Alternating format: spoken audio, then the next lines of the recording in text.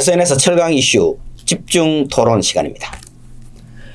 오늘 주제는 우리나라 철강 전자상거래 과연 어디까지 가능한가입니다. 두 분 철강 전문가 모셨습니다. 오른쪽은 김홍식 부사장님이십니다. 예, 반갑습니다. 김홍식입니다. 왼쪽은 철강산업연구소의 유성록 박사님이십니다. 예, 유성록입니다. 네, 오늘 논의를 시작하면서 처음으로 제가 던지는 질문은 과연 철강도 전자상거래가 가능한가? 상대적으로 다른 소비재나 이런 산업 쪽은 굉장히 전자상거래가 이미 활성화되어 있는 반면에 철강은 전반적으로 좀 부진한데 그 원인은 주로 어디에 있느냐? 철강의 경우는 전자상거래로 가는 데 있어서 어떤 제약 요인이 있느냐에 대한 이야기를 좀 해보도록 하겠습니다. 유성록 박사님 이야기. 예, 일반적으로 지금까지는 대체로 보면 이제 전자상거래 혹은 플랫폼 거래는 소비자를 중심으로 많이 이루어지고 있지 않습니까? 그런데 이게 이제 철강 산업, 철강제 같은 경우는 상대적으로 활성화가 좀 덜 돼 있는데 기본적으로 철강제 자체의 어떤 제품적 특성이 그러한 그 전자상거래를 좀 활성화시키지 못하는 가장 중요한 요인이 아닌가라는 생각이 듭니다. 기본적으로 철강제는 대체로 고정 주문 생산을 많이 고정 고객을 대상으로 한 주문 생산 체제가 대부분이거든요. 그래서 아마 그것을 제외한 단순히 유통 거래량이 실질적으로 한 30% 정도밖에 되지 않기 때문에 전자상거래를 통한 그러한 이점이 생각보다 크지 않다. 이런 측면에서 조금 아마 지금까지 활성화되지 못한 것 아닌가라는 그런 생각이 그 외에도 뭐 철강 전자상거래를 이렇게 좀 가로막는 걸림돌이를 할까요? 이런 게 어떻게 있을 수 있겠습니까? 이제 우리가 보통 그 플랫폼 예를 들어서 뭐 특정 그 플랫폼에 들어가서 제품을 구매할 때는 보통은 이제 최종 만들어져서 바로 사용할 수 있는 제품들입니다. 그런데 유 박사님 말씀하셨듯이 철강제라고 하는 거는 물론 봉연강이나 강관유 같은 경우에는 규격화된 이런 제품들이 있어요. 그런데 판재류 같은 경우에는 대부분 주문 투입을 해서 그것을 어느 정도 분량이 물량이 채워져야 주문을 받고 이런 거래 방식이거든요. 그러다 보니까 이제 그런 프로세스 자체가 제약적인 그런 요인도 있고 또 하나는 쓰는 사람 입장에서도 이게 중량물이고 또 뭐 운송이라든가 가공 이런 거를 해야 하는 이런 것들도 있다 보니까 이런 거를 과연 이 안에서 그 문제가 다 해결이 되느냐. 아까 제가 말씀드렸다시피 바로 사가지고 쓸 수 있는 이런 물건이 아니라는 거죠. 그리고 마지막으로는 이게 이제 어떤 수요가들도 그렇고 사실은 가격보다도 더 중시하는 게 거래 안전성이거든요. 그러니까 그 사이트에 대한 어떤 그 신뢰성이라고 그럴까요? 이런 부분도 아무래도 좀 제약 요인이 있죠. 그러니까 근본적으로 철강제는 전자상거래가 안 된다라고 하는 의미가 아니고 되겠지만 현재의 제품의 특성이나 그다음에 그 기존에 해왔던 그런 거래 관행 그다음에 이런 걸로 봤을 때는 조금 일반 소비재처럼 단계에 이르려면 시간이 좀 걸릴 것 같다. 이렇게 저는 생각을 하고 있습니다. 또 제가 생각할 때도 이 고객이 철강제를 구매할 때는 그 품질에 대한 보장 이것도 매우 중요하거든요. 그래서 뭐 이 회사 저 회사 제품을 아무 데나 이렇게 사기가 쉽지 않고 아주 품질이 보장되는 데와 안정적인 거래를 대체로 원하기 때문에 전자상거래로 넘어가는 데 있어서 어떤 철강 산업의 고유의 특성상 산업적 특성상 어느 정도 제약 요인이 있는 것으로 이렇게 보여집니다. 특히 우리나라의 경우는 이제 이게 대체로 그 외상거래가 많지 않습니까? 이런 거래 관행도 또 전자상거래로 넘어가는 데 있어서 상당한 걸림돌이 되고 있는 것 같습니다. 자, 그러면 이런 상황에도 불구하고 어떻든 전자상거래는 앞으로 계속 이렇게 발전해 나갈 것으로 이렇게 보여집니다. 현재 우리나라의 철강 전자상거래 현황 이 부분을 김홍식 부사님께서 좀 설명해 주시죠. 지금 현재는 한 10여 개의 업체가 있고요. 사실 우리나라의 이제 철강 전자상거래가 맨 처음 시작된 게 2000년대에 닷컴 열풍이 불면서 같이 시작을 했거든요. 맞습니다. 그때 아주 굉장히 희망적이었죠. 맞습니다. 일본 자본이 들어오고 또 종합상사라든가 이제 유통 이걸 중심으로 시작을 했는데 이건 뭐 많은 이유가 있습니다만 어쨌든 그 당시에 출발했던 그 닷컴 기업들이 지금까지 명맥을 이어오고 있는 데는 한 군데도 없습니다. 맞습니다. 예. 그래서 이제 좀 시들해졌다가 최근 사실은 또 이렇게 열풍이 다시 불기 시작하는 게 역설적으로 코로나 때문 맞습니다. 영향도 있습니다. 비대면. 예. 맞습니다. 이제 이런 것도 있고 또 하나는 어쨌든 뭐 인근 중국에서는 사실은 전자상거래 이따가 말씀을 드리겠습니다만 전자상거래가 굉장히 거기는 좀 비중도 커졌거든요. 네. 뭐 이런 부분도 있으니까 아 이대로 있어가지고는 안 되겠다 싶은 이런 조급함도 좀 있는 것 같아요. 네. 그래서 최근에 이제 다시 좀 바람이 좀 불고 있는 것 같고요. 네. 요거를 운영 주체별로 보면 크게 세 가지예요. 네. 메이커가 하는 데가 있고요. 네. 그게 이제 지금 동국제강이 있고 세아제강 지주가 하는 뭐 SS 다이렉트가 있고 네.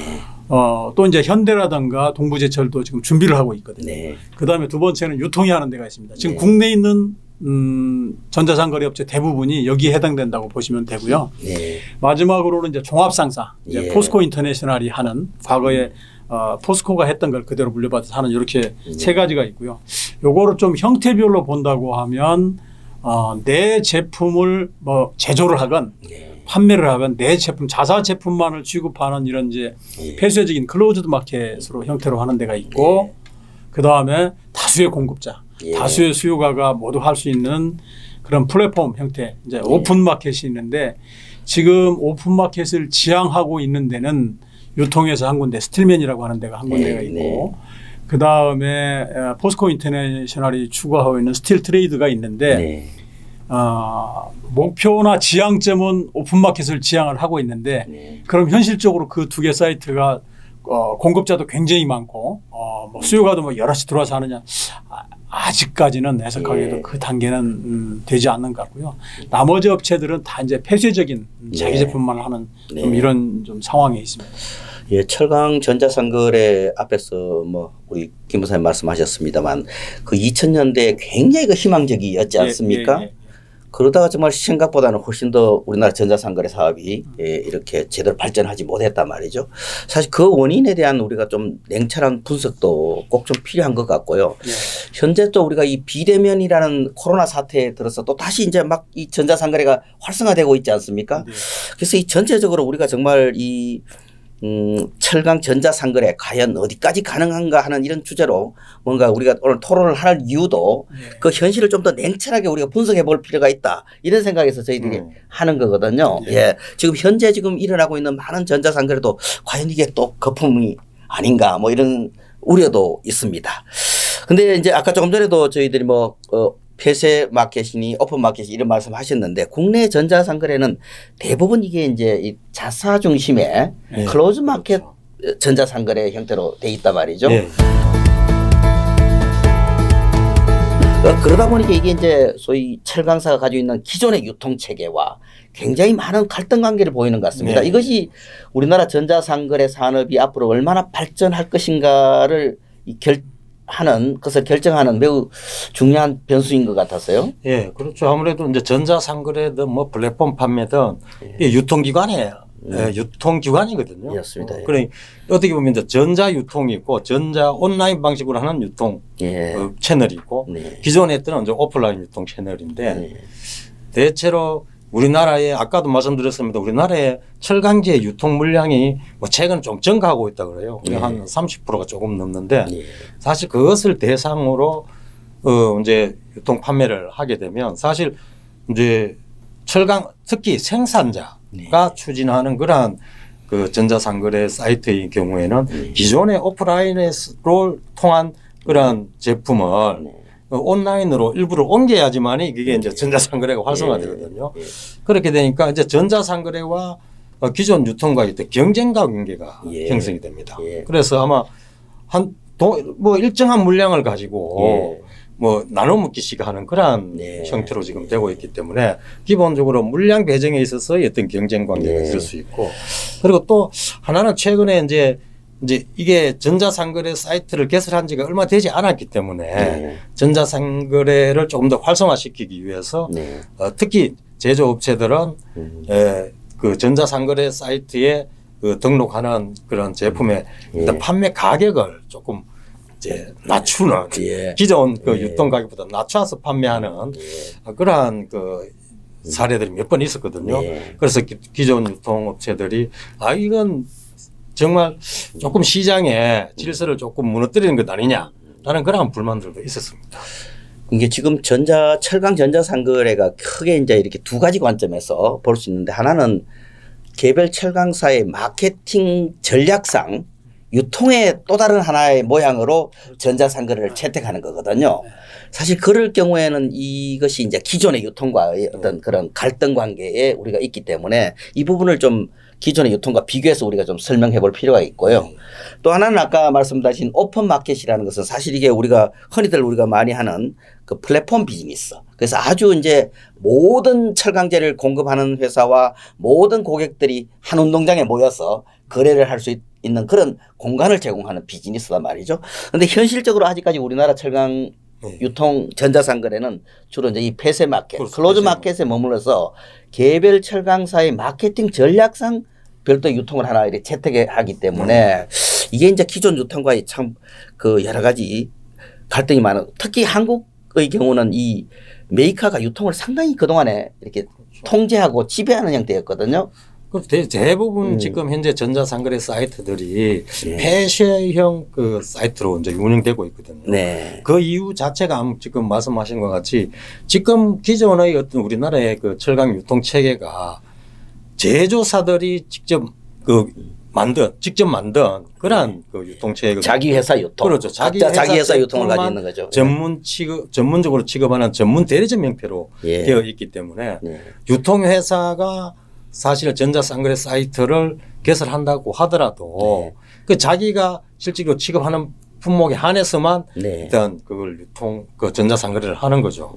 그러다 보니까 대부분이 아마 그 어떤 기존의 우리나라의 유통 시스템, 철강 제품의 유통 체계 자체의 어떤 특성 때문에 대부분 그 전자상거래 사이트들이 뭐 폐쇄형을 뭐 유지할 수밖에 없는 것 아닌가. 그런데 철강사의 마케팅 전략상을 보면요, 이 전자상거래 유통을 함으로써 기존 유통을 어느 정도 이렇게 더 통제할 수 있는, 예를 들어 엔드 유저 쪽에서의 가격 정보라든지 이런 걸 직접 메이커가 전자상거래를 통해서 확보한다든지 이제 이런 게 가능해지면서 기존 유통들이 오히려 더 위기에 몰리는 것 같아요.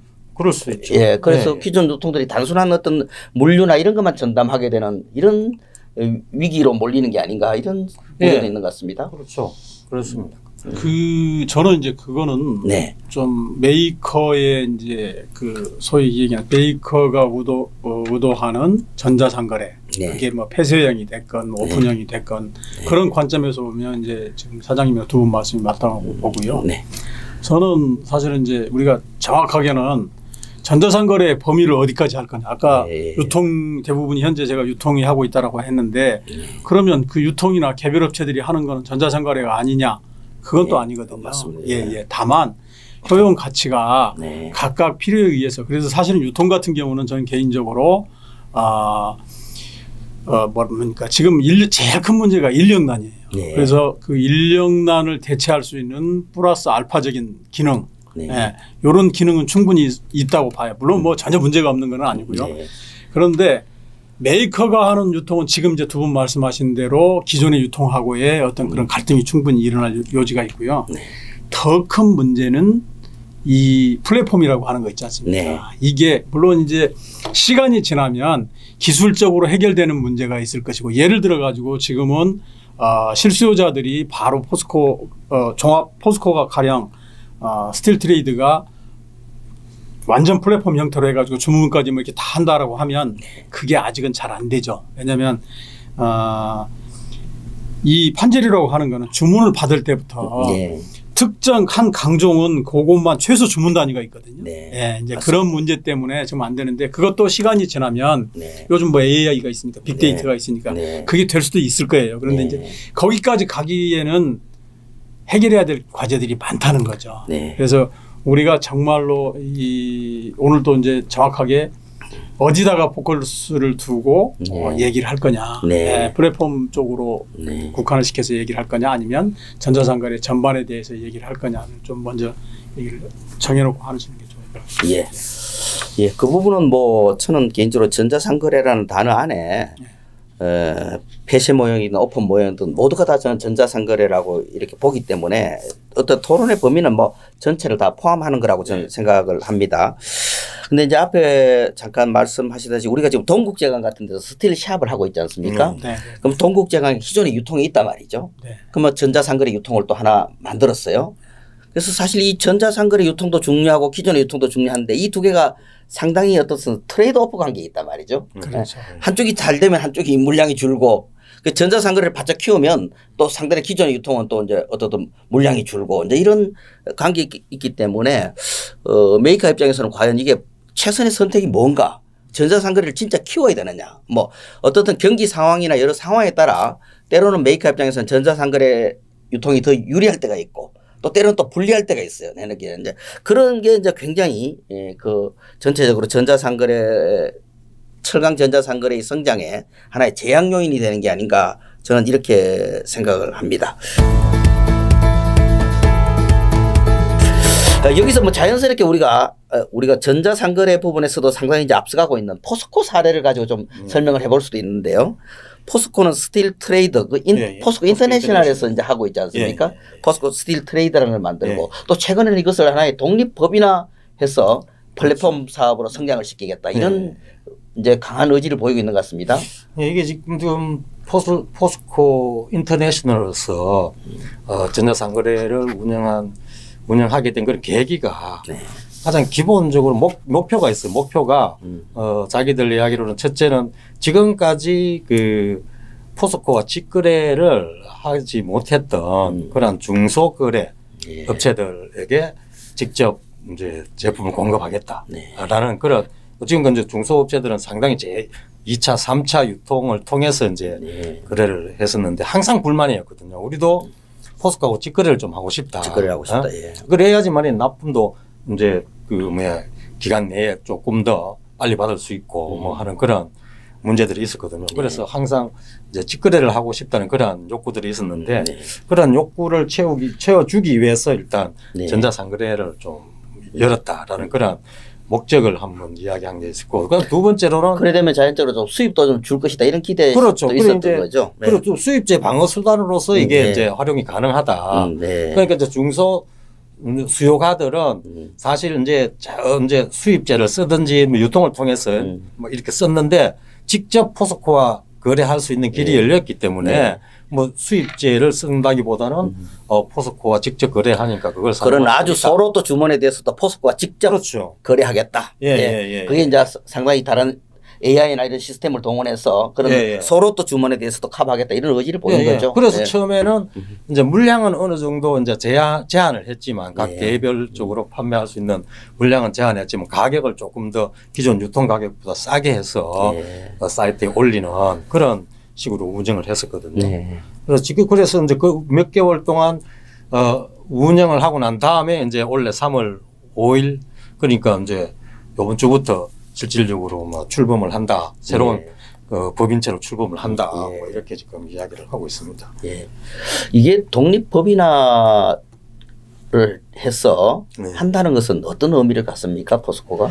그래서 일단 독립법인화 자체는 어떤 회사를 따로 새로 만들기 때문에 그 회사 자체로서 어떤 수익을 가지는 어떤 사업으로서 하겠다는 거잖아요.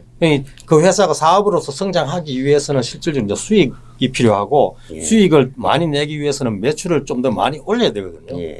그래서 전자상거래 사이트 자체를 좀 키우겠다라는 생각이 있는 거죠.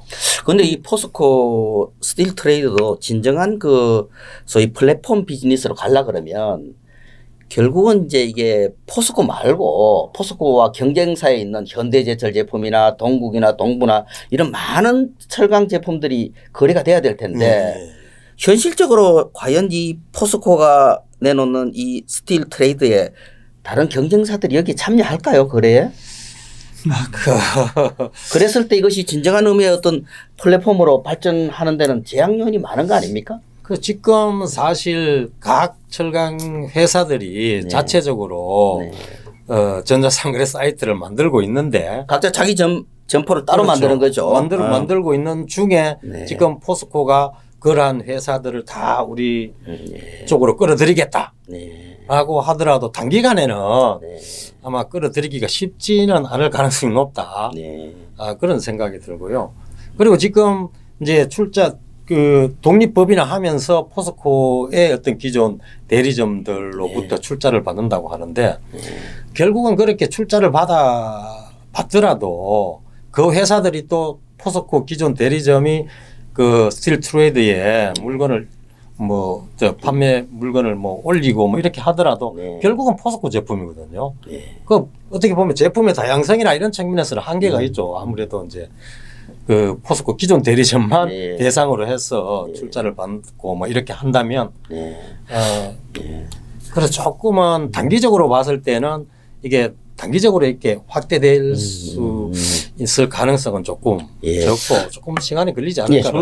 저는 그래서 사실은 여기에 이제 아까 우리 유 박사님이 중소 실수요가들이 바로 직거래를 할 수 있게 하겠다라고 얘기했지만 또 한편에는 이 사실은 포스코가 지금 스틸 트레이드 되기 이전에 스틸앤닷컴을 만들었던 그 자체도 혹시나 그 당시에 이제 중국 애들이 후발 그 사이트를 막 만들어서 하다 보니까 이게 한국으로 넘어올 가능성이 이거에 대비한 측면도 있었거든요. 맞습니다. 그러니까 저는 그런 걸 다 떠나서 포스코 스틸 트레이드가 지금 추구하는 게 플랫폼 형태. 그러니까 여기에 들어오면 많은 철강 제품이 원하는 철강 제품이 다 있고 사고팔고를 다 가능하게 하려고 하는 게 목적이다.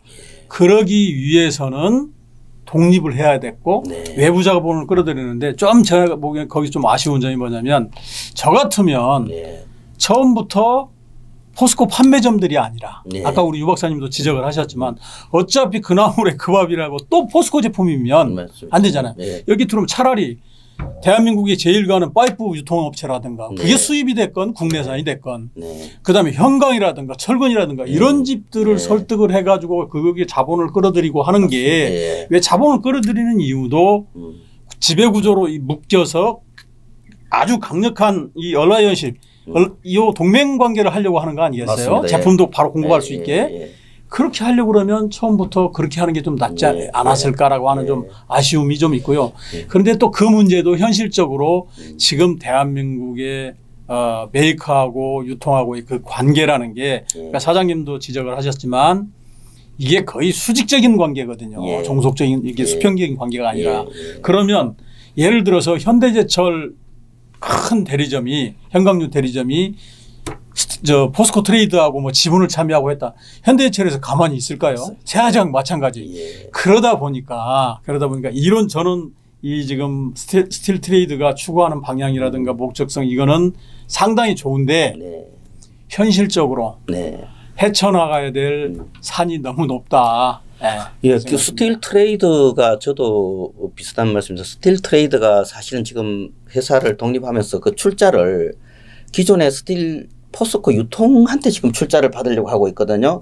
사실 그런데 보면 그 기존의 유통은 스틸 트레이드가 생겨서 가장 그 어떻게 보면 손해를 보는 가장 피해를 보는 주체들이단 말이죠. 그분들한테 이 회사에 출자를 해라. 이게 또 좀 앞뒤가 좀 안 맞는 것 같고 또 하나는 사실은 이 우리나라의 전자상거래가 아무리 발전한다 하더라도 기존의 유통 역할을 대체할 수가 없어요. 우리나라의 기존의 철강 유통은 그냥 물건만 거래한 것만이 아니라 그럼요. 재고도 부담하고 때로는 거래 리스크도 감당을 하고 맞습니다. 때로는 뭐 불황이 될 때는 뭐 같이 갖다 팔기도 하고 이런 동반자적인 관계에 있단 말이죠. 그런데 이 전자상거래 유통이라는 게 그 역할을 다 할 수가 없어요. 기본적으로. 그런데 한계가 있다고요. 이제 이런 걸 놓고 보면 지금 이 포스코가 하고 있는 이 스틸 트레이드의 어떤 독립법인화라는 것이 과연 이게 한국 철강 전자상거래의 미래로 제대로 가고 있는지에 대해서 좀 많은 의문이 있을 수도 있을 것 같습니다. 그래서 전자상거래 사이트 자체의 기능 자체가 기본적으로는 이게 매치메이커 역할이거든요. 거래 중개형 어떤 사이트가 대부분이에요. 그래서 거기에 이제 입점하는 업체들이 또 따로 있어. 거기에서 제품을 입점하는 업체들은 또 자기들 나름대로 제품 재고를 가지고 있고 그 재고를 그 사이트에 올리고 뭐 이렇게 하는 경우가 많잖아요. 그래서 아마 지금 이 유통이라는 그러한 우리나라의 예. 철강 유통이라는 그러한 걸 봤을 때 전자상거래 사이트가 그냥 기본적으로 매치메이커의 역할만 할 거냐. 예. 그랬을 때 과연 기존의 어떤 그 보관 기능이라든가 재고 예. 관리 기능이라든가 예. 아마 그런 기능에 대해서 한 분은 조금 더 그 전자상거래 사이트의 기능에 대해서 네. 어떻게 앞으로 더 이제 확대시켜 나갈 것인가 네. 라는 것에 대해서 고민이 좀 필요한 시점이 아닌가라는 생각이 듭니다. 네. 저는 이제 사실은 유통의 기능 중에서 제일 중요한 기능 중에 하나가 수급 조절의 기능이라고 봐요. 네. 가격이 막 오를 때는 사실 가수요가 많이 생기거든요. 예. 특히 유통은 막 사재기를 하지만 예. 가격이 떨어지는 시점에서는 정반대의 현상이 일어납니다. 맞습니다. 예. 그러니까 아까 특히나 포스코 같은 경우에는 그 주문을 받아서 롤을 채워야 되는데 이게 만약에 실수요자하고 직거래를 한다. 실수요자가 주문 안 넣으면요. 네. 그거 어떻게 할 거예요? 아직까지는 생산성은 이게 뭐 전자상거래가 활성화되든 안 되든 생산자 입장에서는 원가를 낮출 수 있는 방법이 사실은 생산을 일정하게 하고 가능하면 많이 해야 되잖아요. 예. 그래야 원가를 낮출 수가 있잖아요. 안정적인 생산, 그렇죠, 반복적인 그렇죠. 예, 예. 생산. 그런데 실수요자들이 경기 나쁘다 어쩌다 그러면 주문 바로 넣겠어요? 그 리스크는 어떻게 감당할까요? 그 완충 기능을 기존에 유통해 왔는데 그럼요. 그것이 완전히 배제됐을 때 예. 그리고 또 하나 이제 많이 착각하고 있는 게 메이커가 사이트를 오픈을 해가지고 수요하고 실수요자하고 직거래를 하면 비용이 더 줄어들 거라고 생각을 하는데 예. 저는 그 반대로 생각을 해요. 예. 예. 왜냐하면 그만큼 인력이 물론 시간이 지나가지고 이게 AI가 뭐 해서 뭐 빅데이터에 근거해가지고 한다고 그러면 줄어들 수도 있겠지만 지금 예. 당장은 지금 유통이 대신해주는 인력을 그만큼 메이커에서 누군가는 그 역할을 해줘야 돼요. 네. 비용 더 늘어나는 거죠. 맞습니다. 예. 예. 그렇죠. 뭐 운송, 보관, 뭐 자료 끊고 뭐 하고 하는데 전부 다. 예. 그래서 그런 부분까지 조금 냉정하게 좀 생각을 해서 네. 결정을 했으면 좋겠다는. 다음 제가 하고 싶은 얘기는요. 이게 중국 이야기입니다. 중국의 경우는 상대적으로 전자상거래가 굉장히 우리보다는 더 철강 전자상거래가 발전이 되어 있습니다. 그리고 주로 아까 오픈마켓 비즈니스 쪽으로도 많이 발전이 되어 있는 반면에 한국은 아직 그렇지 못한데 결국 장기적으로 이러다가 한국의 어떤 철강 전자상거래 유통시장이 중국 시장에 잠식당하는 건 아닌가 뭐 이런 우려도 있는 것 같습니다. 이 부분은 또 우리 김 부사장께서 이야기를 좀 일단 해봐주시죠. 중국 전자상거래 현황을 조금 네. 간략하게 설명을 드리면 네. 사실은 중국이 우리나라보다 전자상거래를 한 3, 4년 늦게 했어요. 네. 늦게 했는데 네. 지금 그 시작 당시만 하더라도 뭐 저희가 파악한 것만 130개가 넘는 이런 사이트가 예. 있다가 예. 거기도 우리하고 비슷하게 대부분 문을 닫았다가 우리하고 차이점은 뭐냐면 그 설립 당시에 있었던 업체 한 대여섯 개 업체는 아직도 살아남아 있어요. 예. 그 업체들이 대표적으로 이제 오픈마켓을 지향하고 이런 것들인데 여기도 이제 종류별로 보면 메이커가 이렇게 하는 데가 있고요. 그 예. 대표적인 데가 이제 바오산 예, 강철이 바오산. 하는 어웨일이라는 데가 예. 있고 예. 또 하나는 메이커하고 종합상사하고 캐피탈 자금 요게 합심해서 만든 이런 업체가 있어요. 예. 그게 이제 자국광. 대표적인 자국광화. 예. 예. 그다음에 또 하나는 우리 같은 정보업체가 예. 그 정보력을 이용을 해가지고 왜냐하면 걔들이 늘 가격 조사를 하고 어디가 뭐 맞습니다. 재고가 있고 없고 요걸 조사를 하니까 그런 거를 활용을 해가지고 만든 사이트가 있어요. 그게 이제 예. 마이스틸이 하는 강인 예. 이런 부분인데 예. 그다음에 51BX가 스테인레스가 하는 예. 오일볼스가. 예, 두 개인데 어찌됐든 중국은 2020년 기준으로 전체 내수 시장이 한 9억 5천만 톤 정도 되는데 예. 그 중에 25%가 전자상거래로 이루어졌다라고 이렇게 얘기를 해요. 예. 굉장한 그러면 숫자죠. 예. 굉장히 그렇죠. 근데 예. 이제 그러면 왜 중국은 잘 되는데 우리는 안 되는데 중국은 잘 되느냐? 예. 그건 제가 보기에는 예. 환경 자체가 다른 것 같아요. 맞습니다. 예. 이제 가장 큰 차이는 뭐냐면 중국은 정부가 전자상거래를 적극 권장을 합니다. 예. 더군다나 바오산이라든가 뭐 안산이라든가 수도강철 같은 데 다 국영기업들이잖아요. 네. 정부가 전자상거래 하라고 하니까 네. 여기는 어쩔 수 없이 해야 돼요. 그 대신에 사는 사람들한테도 특혜를 줘야 되잖아요. 그래서 전자상거래를 일반 우리가 오프라인으로 구매를 할 때는 중국은 부가세가 17%거든요. 예. 전자상거래를 통해서 구매를 하면 세금 13%밖에 안 내요. 예. 거기서 또 혜택. 싸는 사람도 그렇게 혜택을 예. 주고 또 하나는 뭐냐면 전자상거래를 제대로 오픈마켓으로 하려고 그러면요. 자금 많이 들어가요. 그리고 아까 우리 얘기했듯이 이게 최종제가 아니기 때문에 보관도 해야 되고 그럼 운송 창고 필요하죠. 운송 시스템 필요하죠. 또 가공해야 되죠. 그다음에 거래 중량 단위가 크기 때문에 불안하잖아요. 살 때 이거 파는 사람은 돈 못 받는 거 아니냐. 사는 사람 이거 제대로 맞는 거 클레임 누가 보장해 주지. 그러니까 바오산이 하는 지금 어웨어 같은 경우에는 인민은행이 여기다가 투자를 해가지고 파이낸싱이라든가 그다음에 구매 자금도 지원을 하고요. 그다음에 전국에 있는 또 거기는 물류회사라든가 운송회사 이런 데들이 또 국영기업들이 많거든요. 여기를 말 그대로 반강제적으로 다 편입을 시켜놨어요. 그러니까 출발 스타트부터 우리하고는 다르게 이 플랫폼뿐만이 아니고 그 부가적인 운송, 가공, 금융 이런 게 셋업이 굉장히 잘 돼 있어요. 예. 그런 데들이 사실은 적자를 면해오고 있다가 그래서 제가 한 3번 정도 아우웨어를 취재를 했었는데 3번째 갔을 때도 적자였다고 얘기를 했는데 그 친구들이 항상 일관되게 얘기하는 게 우리는 지금 당장 수익을 내려고 이걸 하는 게 아니고 장기적으로 보호하고 있다. 그런데 지난 2년 동안 코로나가 터져서 중국도 가격이 폭등하고 난리가 났었잖아요. 그러다 보니까 거래량도 늘고 이익도 났다는 얘기를 제가 들었어요. 지금 중국 그런 상황입니다. 네, 저는 뭐 김 부사님 말씀에 전적으로 동의하고요. 제가 한 가지 좀 저 나름대로 또 생각하는 관점은 중국이 잘 되는 이유보다도 한국에서 잘 안 되는 이유가 저는 더 관심이 많거든요. 그게 뭐냐면 지금 한국은 정말 너무나 이 메이커 주도적인 전자상거래인 것 같습니다. 중국은 상대적으로 이제 공급자 숫자도 굉장히 많다 보니까요. 어떻게 보면 이제 뭐 전자상거래가 활성화될 수 있는 반면에 한국은 이제 매우 과점적인 시장 구조고 또 공급자의 파워가 센 시장 구조고 공급자가 유통을 지배하고 있는 시장 구조니까요. 실제로 전자상거래가 발붙일 수 있는 여지가 적은 거죠. 그래서 뭐 중국은 잘 되는데 한국이 잘 안 되는 이유라고 놓고 본다면 저는 그 점이 가장 주목이 되는데요. 글쎄요. 저도 그런 측면에서는 상당히 이제 조금 공감을 하고 있는데요. 이제 중국이 이제 전자상거래, 철강 전자상거래가 이렇게 활성화된 될 수 있었던 배경에는 아까 뭐 국가 주도, 국가가 철강 업체들은 대부분 또 이제 국영기업이니까 국영이 많으니까요. 뭐 국가에서 지시를 하면 뭐 따르는 그런 상황이고 그리고 사실 2000년대 중반 뭐 그때까지만 하더라도 사실 중국 철강 산업이 거의 어떤 발전 초기 단계였거든요. 그때 대부분 건설 중심으로 이루어져 왔었고 사실 유통 체계라는 것이 그렇게 선진화되어 있지 못했어요. 그래서 이게 생산 쪽만 계속 이제 성장을 하고 유통 체계 자체가 어떻게 보면 비효율적으로 일단 기존 체계에 그렇게 되어 있으니까 아마 정부 차원에서 뭐 4차 산업혁명도 이제 2010년대 넘어가면서 4차 산업혁명 기술이 계속 이제 발전을 하고 그런 차원에서 아마 유통도 혁신을 해야 되겠다.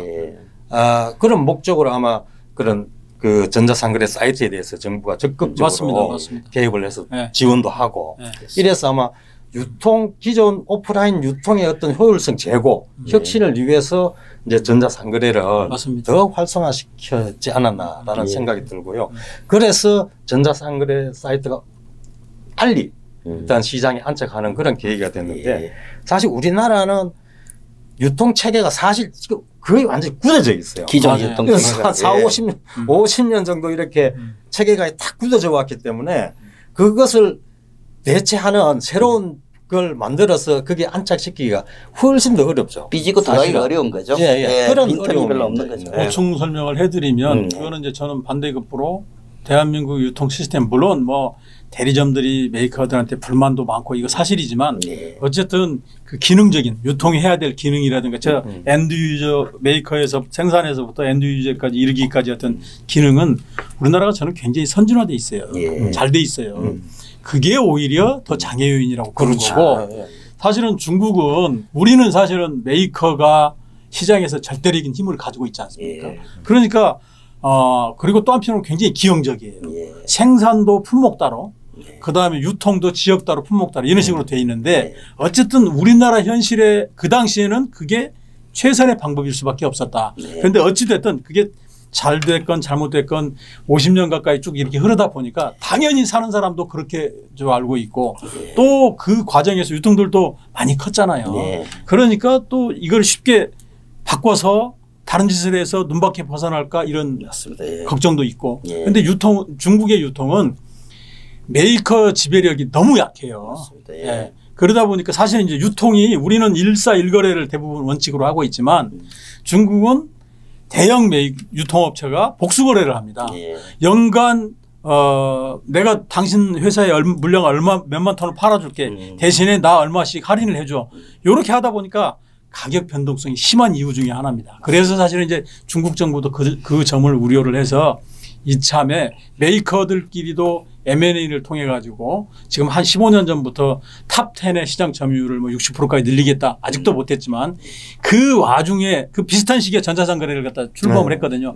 그래서 그 당시에 전자상거래 했던 이유 중에 하나도 이 유통 중심에 너무 시장이 끌려다니다 보니까 가격 변동성이 크고 이게 엔드 유저한테 피해가 미치더라. 그래서 이거를 좀 안정화시키고 메이커로 하여금 힘을 더 실어주자. 이런 의도가 충분히 있었죠. 예. 예.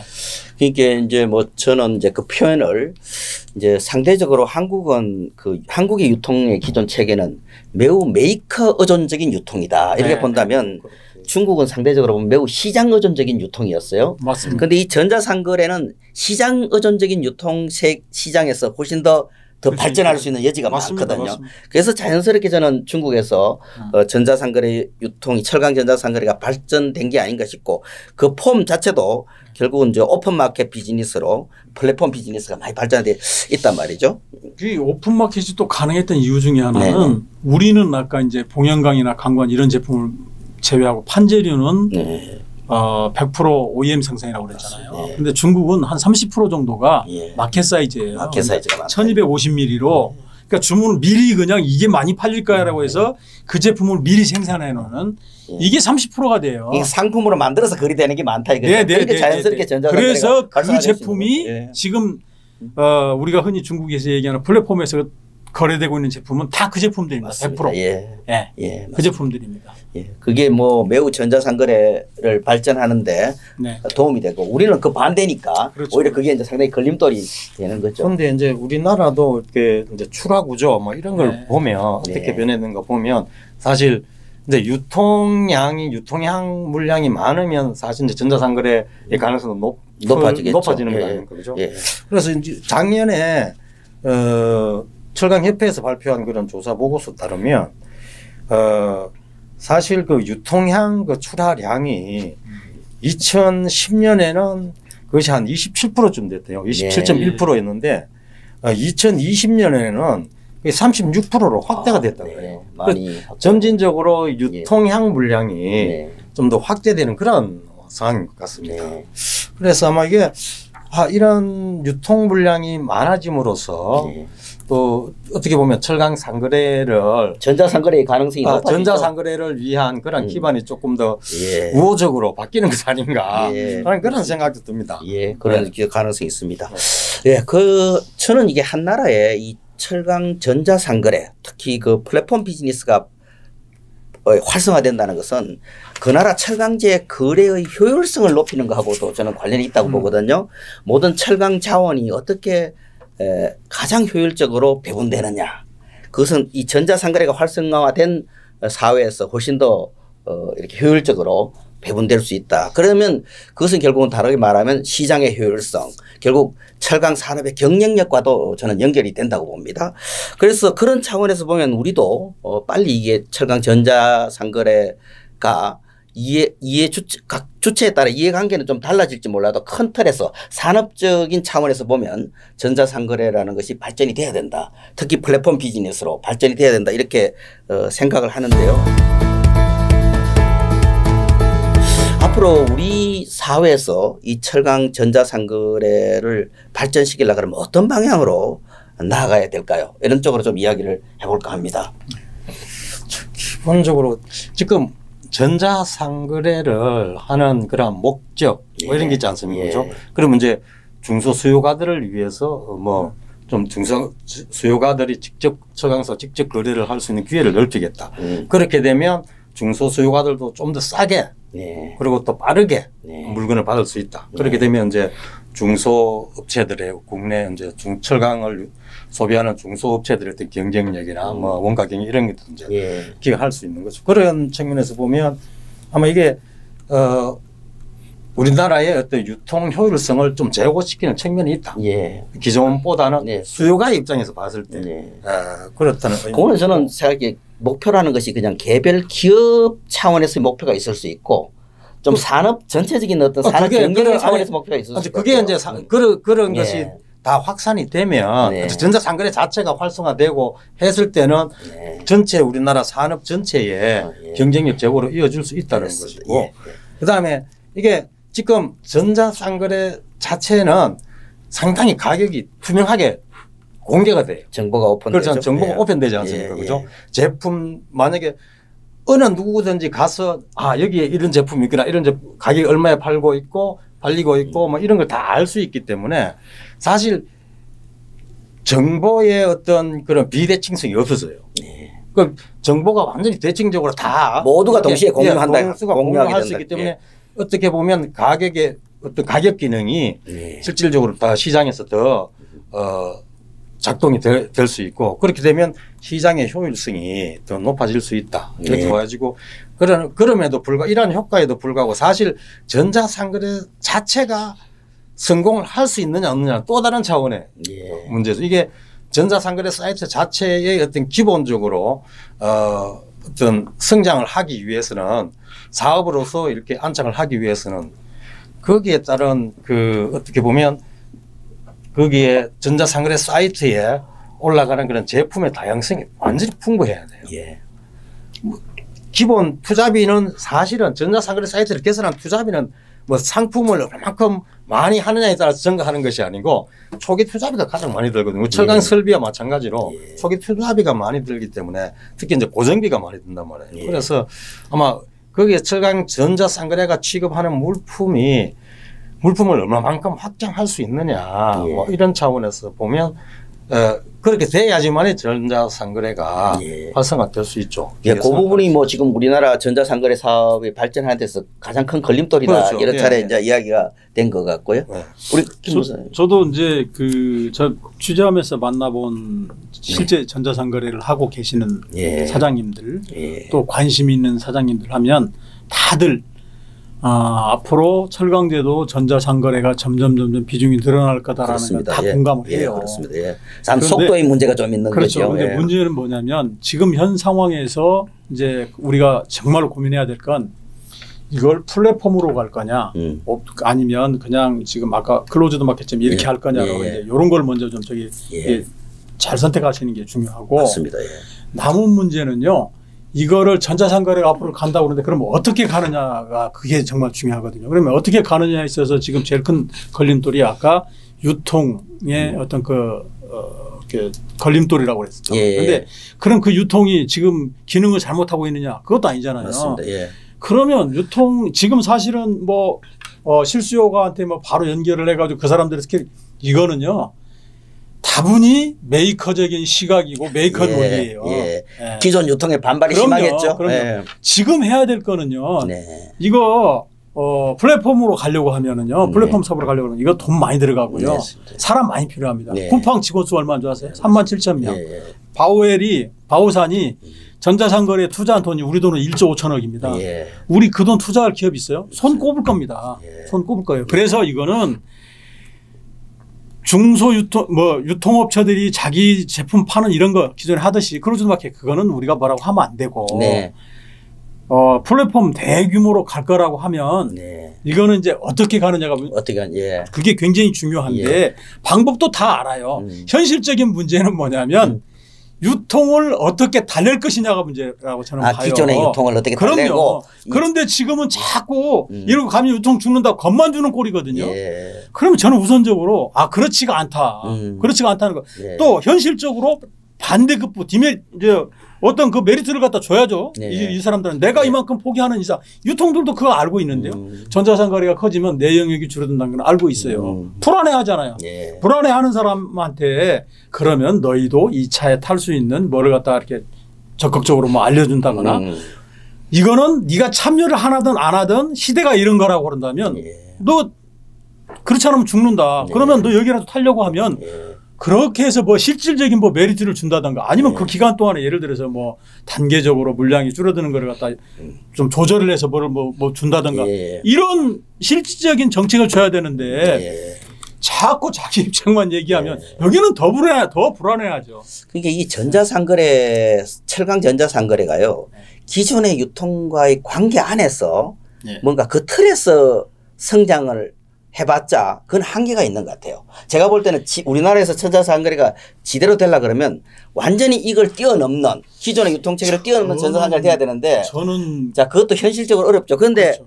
그 중에서 가장 이제 우리가 많이 이야기된 것은 오히려 적어도 국내 메이커보다는 사실 이게 가능만 하다면 메이커가 다 같이 협력을 하거나 아니면 정말 국내 유통들이 협력을 해서 뭔가 이 전자상거래를 주도할 수 있다면 그래도 지금보다는 좀 더 나은 방향이 아니겠느냐 이런 의견을 내는 분도 있으신 것 같은데요. 그렇죠. 지금 이제 우리 김 부장님 말씀하셨듯이 또 사장님도 말씀하셨다시피 기존 유통과 전자상거래와의 어떤 지금 이제 영역 싸움, 갈등. 그게 사실 갈등관계 있어서는 안 되는데. 자 이게 사실 뭐 자 기존 유통업체들한테 어떤 혜택을 줄 거냐 했을 때. 뭐 구체적으로 줄 게 사실은 마땅치 않은 거예요. 그리고 전자상거래에다가 물량을 더 이제 많이 주면 사실 이거는 사업이 쪼그라들 수밖에 없잖아요.